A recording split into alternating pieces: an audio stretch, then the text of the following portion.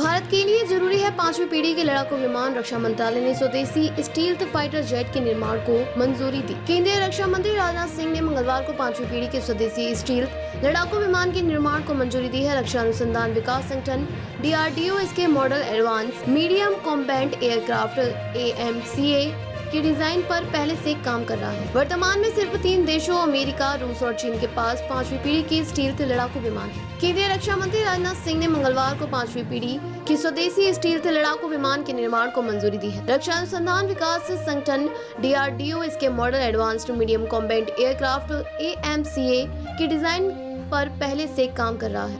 वर्तमान में सिर्फ 3 देशों अमेरिका, रूस और चीन के पास 5वीं पीढ़ी के स्टील्थ लड़ाकू विमान है। आइए जानते हैं कि 5वीं पीढ़ी के विमान क्या होते हैं और भारत के लिए स्वदेशी विमानों का होना क्यों जरूरी है। क्या है AMCA? भारत का पहला 5वीं पीढ़ी का लड़ाकू विमान सिंगल सीट और 2 इंजन वाला होगा। यह एडवांस स्टील्थ कोटिंग और इंटरनल वेपन वेज से लैस होगा।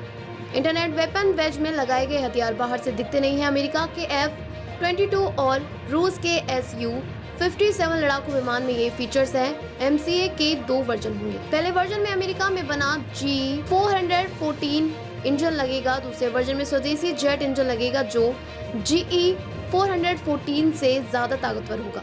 कुल मिलाकर यह सुपर मैन्यूवरेबल और स्टील्थ फीचर वाला मल्टी रोल लड़ाकू विमान होगा। संभावित फीचर्स अधिकतम ऊंचाई तक जा सकेगा। 55,000 फीट इंटरनल बैज में वेपन, 1,500 किलोग्राम बाहर, 5,500 किलोग्राम ईंधन क्षमता, 6,500 किलोग्राम। इसका मतलब टैक्टिकल मूवमेंट करने की लड़ाकू विमान की क्षमता से है, जैसे अचानक दिशा बदलना और अलग अलग एंगल से दूसरे लड़ाकू विमान पर हमला करना। पारंपरिक एयरो डायनामिक्स टेक्निक से ऐसा करना संभव नहीं है।